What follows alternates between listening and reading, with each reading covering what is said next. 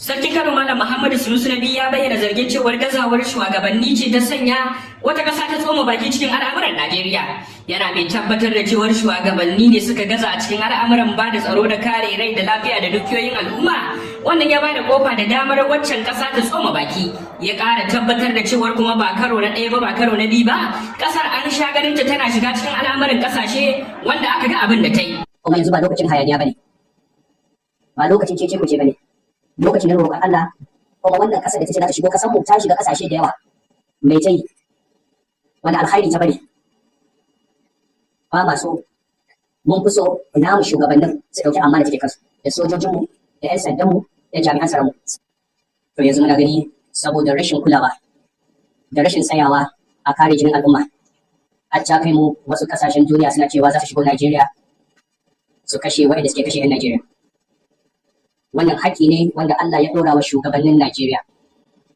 Amanar rayuwa da kare rayuwar duk ɗan ƙasa tana kan shugaba. Sannan abin tashin hankali. Kashe-kashen nan ana kashe musulmi, ana kashe waɗanda ba musulmi ba. Musulmin da aka kashe ma sun fi waɗanda ba musulmin ba yawa. Kullum ana kisa a Zamfara, ana kisa a Katsina, ana kisa a Borno. A yanzu mu nan Kano, 'yan ta'adda da 'yan kame da 'yan garkuwa sun shiga mana ƙasashe da su sanyawa su sha nono, su kunci, tudun wada. Amma magana da ake yi a Najeriya ana kashe mutanen da ba musulmi ba. Idan aka shigo ƙasar nan, waɗanda suke cewa zuwa suka ce waɗanda ba musulmi ba, ba mutanen Kano za su ce ta ba, ko mutanen Zamfara, ko mutanen Katsina, ko mutanen Borno.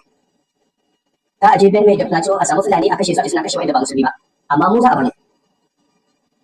Abin da ya kamata duniya musulmi kullum muna faɗa, babu yaƙi tsakanin musulmi da wanda ba musulmi ba. Sai dai idan sun yaƙi ba kan addinin. Babu addinin musuluncin da yake musulmi ya kashe mutum dan ba musulmi bane. Kuma duk inda manzon Allah sallallahu alaihi wasallam yayi yaƙi da wanda ba musulmi ba, su suka fara afka masa da yaƙi ko su suka saba alƙawari. An ku yaƙi wanda suka yaƙi kada ku yi ta'addanci. Saboda haka duk wanda yake da'awar musulmi na kashe Kirista dan Kirista ne, to ko dai ya ɗauki ƙarya ko kuma wannan musulmin ba musulmi bane wanda fahimci addini. Babu addinin musulunci da yake ka kashe mutum saboda kana sabanin addini da shi bai yaƙi ka. Yanzu lokaci ne na addu'a. Lokaci ne na diplomasiya. Duniya ta san cewa 'yan Najeriya da musulmi da Kirista ana kashe mu. Kuma an fi kashe musulmin ma akan Kirista ko musulmin su wanda suke da'awar su ne musulmi, su suke kashe musulmi. A nan masallacin an zo an sa bom an kashe mutum 100 nawa. Kirista nawa ne a wannan masallacin? Ya kamata a yi adalci. Ba mu ji ba idan gwamnatin mu ta gaza inda akwai wanda zai zo ya ji rayuwar jama'ar mu marhaban. Muna maraba da shi amma akan adalci ba akan zalunci ba. Akan kyakkyawan niyya ba kan neman a sai akan kasa a kwashe dukiya ko a kashe musulmi ba.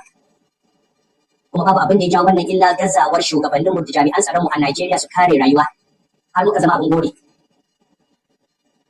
Kamar yadda kuka ji yana mai bayyana wa duniya cewar duk da gazawar shugabannin babu buƙatar wata ƙasa ta tsoma baki a bar wa jagororin Najeriya za su ɗauki matakin da ya dace da jami'an tsaronta. Sannan ya kira ga al'ummar Najeriya na a mai da hankali wajen yin addu'o'i da kauda tunanin yin rikici tsakanin kabila ko kuma addini. Malam Muhammadu Sunusi ya yi wannan ne akan mambari da yake gudanar da huɗuba a wannan Juma'ar wato 7 ga watan 11 na shekarar 2025. Wannan kuma yana zuwa a daidai lokacin da kasar Amerika take ci gaba da yin barazana ga Najeriya na yunkurin ɗaukar matakin soji kan zarge-zargen da take na ana yi wa kiristoci kisan kiyashi. A cikin daren ranar Lahadin nan 'yan bindiga sun yi garkuwa da mata kwaya 5 a jihar Kano ciki har da masu shayarwa.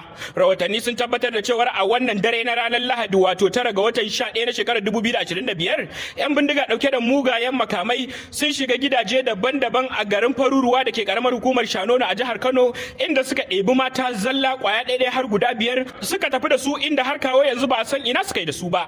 Ɗaya daga cikin mazauna yankunan na garin Faruruwa da ke karamar hukumar Shanono a jihar Kano sun tabbatar da faruwar al'amarin da ya bayyana cewar 'yan bindigar sun sauka ne da yawansu da mugayen makamai da bindigu a hannunsu a cikin dare kusan misalin 11 na dare inda suka bi gida bayan gida na mutanen ƙauyukan suna fito da mata tare da jera su kuma suka sanya su a gaba suka tafi ciki har da mata da suke shayar da jarirai ma'ana dai mata masu goyo a cikin jerin waɗannan ƙwaya 5 ɗin da aka tafi da su. Zuwa yanzu rundunar 'yan sandan jihar Kano ta tabbatar da faruwar al'amarin inda ta sha alwashin ɗaukan matakai don ganin an kubutar da waɗancan mata da aka yi garkuwa da su domin dai sun kubuta cikin aminci da ƙoshin lafiya. Wannan kuma yana zuwa bayan hare-haren da ake ci gaba da kaiwa a yankin Shanono da Tsanyawa ƙauyukan da ke cikin waɗannan ƙananan hukumomi na jihar Kano da aka yi zargin 'yan ta'addan Katsina ke ci gaba da haurawa suna yin ta'addancin su tare da komawa. Da idan za ku iya tunawa ko a daren ranar Juma'a nan da ya gabata mun kawo muku labarin yadda 'yan bindigar suka yi ayari tare da shiga ƙauyuka daban-daban a ƙaramar hukumar Tsanyawa da kuma kaɗa shanun mutane da tafiya da su.